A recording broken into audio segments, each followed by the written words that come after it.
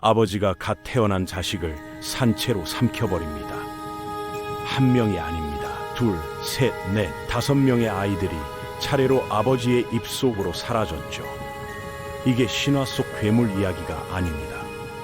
바로 올림푸스를 지배하는 최고의 신, 제우스의 가족사입니다. 제우스는 어떻게 이 지옥 같은 가족에서 살아남아 신들의 왕이 될 수 있었을까요? 그 과정은 여러분이 상상하는 것보다 훨씬 더 잔혹하고 피비린내나고 충격적입니다. 지금부터 그리스 신화 최대의 권력 투쟁, 제우스의 진짜 이야기를 시작합니다.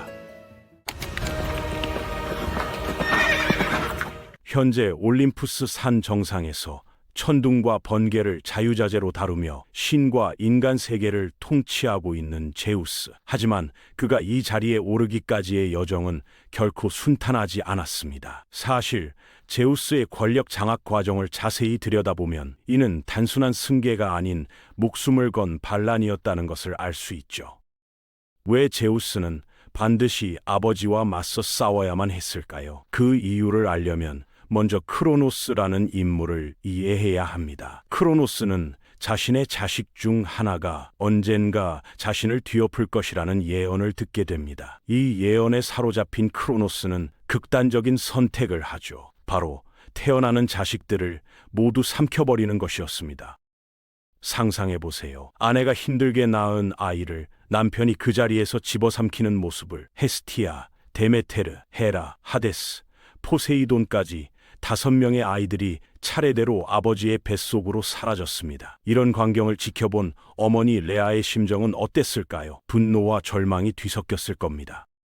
6번째 아이인 제우스가 태어났을 때 레아는 더 이상 참을 수 없었습니다. 그녀는 교묘한 작전을 세웠죠. 갓 태어난 제우스를 크레타 섬의 깊은 동굴에 숨기고 대신 돌덩이를 천에 싸서 크로노스에게 건넸습니다. 놀랍게도 크로노스는 그것이 자신의 아들인 줄 알고 그대로 삼켜버렸어요.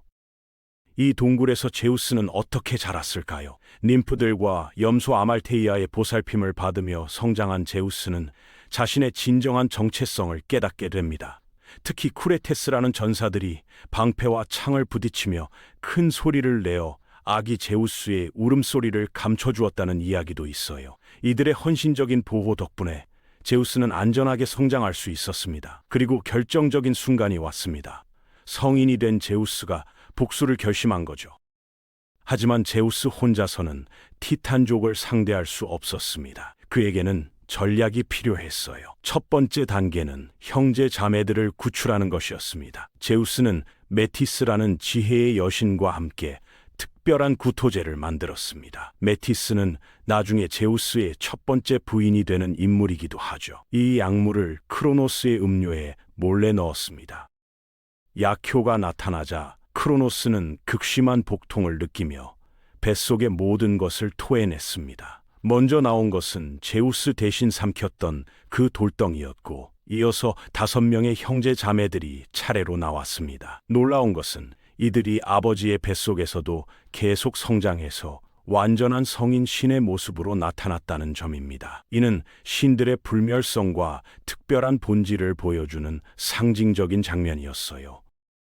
이제 제우스에게는 강력한 동맹이 생겼습니다. 포세이돈은 바다를, 하데스는 지하 세계를, 헤라는 결혼과 가정을, 데메테르는 농업을, 헤스티아는 화로를 담당하게 될 신들이었거든요. 각자가 고유한 영역과 능력을 가진 강력한 존재들이었습니다. 하지만 여전히 티탄족의 힘은 막강했습니다.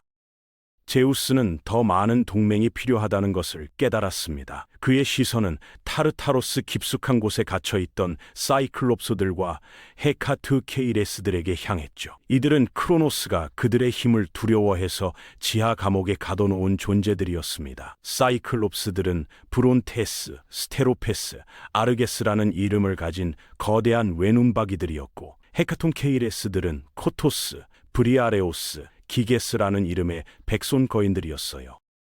사이클롭스들은 뛰어난 대장장이었습니다. 그들이 만드는 무기는 그 어떤 것보다도 강력했어요. 헤카톤 케이레스들은 각각 100개의 팔과 50개의 머리를 가진 거인들로 그들의 전투력은 상상을 초월했습니다. 제우스가 이들을 해방시키자 감격한 사이클롭스들은 그에게 특별한 선물을 주었습니다. 바로 천둥과 번개를 다룰 수 있는 무기였죠.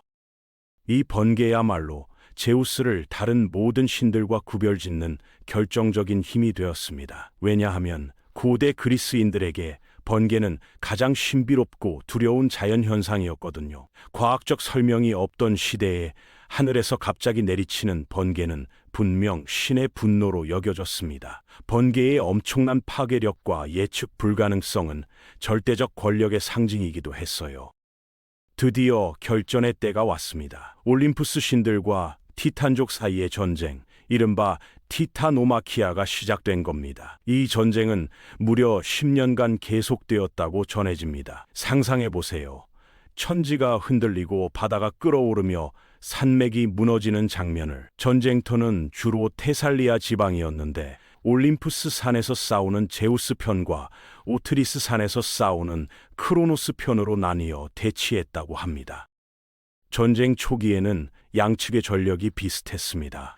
티탄족은 오랜 경험과 거대한 힘을 가지고 있었고, 올림푸스 신들은 젊은 패기와 새로운 전략을 가지고 있었거든요. 특히 아틀라스, 메노이티오스, 프로메테우스, 에피메테우스 같은 강력한 티탄들이 크로노스 편에 서 있었어요. 하지만 흥미롭게도 프로메테우스는 나중에 제우스 편으로 돌아서게 됩니다. 사이클롭스들이 만든 무기들이 전세를 바꾸기 시작했습니다. 포세이돈은 삼지창을, 하데스는 투명 투구를 받았습니다. 포세이돈의 삼지창은 바다와 대지를 흔들 수 있는 힘을 가졌고, 하데스의 투명 투구는 착용자를 완전히 보이지 않게 만들어 적의 배후를 칠 수 있게 해주었죠. 그리고 제우스는 번개를 얻었습니다. 헤카톤 케이레스들은 산만한 바위덩이를 티탄족에게 던져댔습니다. 그들의 100개 팔이 동시에 움직이는 모습은 마치 거대한 투석기가 쉬지 않고 작동하는 것 같았을 겁니다. 그런데 티탄족도 마지막 카드를 꺼내들었습니다. 바로 티폰이라는 괴물을 깨운 거죠. 티폰은 가이아가 낳은 마지막 자식으로 그 크기와 힘이 상상을 초월했습니다. 머리는 하늘에 닿을 정도로 크고 눈에서는 불이 나오며 입에서는 용암이 흘러나왔다고 전해집니다. 그의 하반신은 거대한 뱀들로 이루어져 있었고 날개를 펼치면 태양을 가릴 정도였다고 해요. 티폰과 제우스의 1대1 결투는 그야말로 우주의 운명을 가르는 순간이었습니다. 처음에는 티폰이 우세했어요. 티폰의 공격으로 제우스가 일시적으로 힘을 잃고 근육과 힘줄까지 뽑혀 동굴에 갇히는 위기를 맞기도 했습니다. 하지만 헤르메스와 판의 도움으로 다시 힘을 되찾은 제우스는 결국 번개의 힘으로 티폰을 제압했습니다. 마지막 번개가 티폰을 강타했을 때 그 충격으로 시칠리아 섬이 생겨났다는 이야기도 있어요. 지금도 에트나 화산에서 나오는 불은 티폰의 숨결이라고 전해집니다.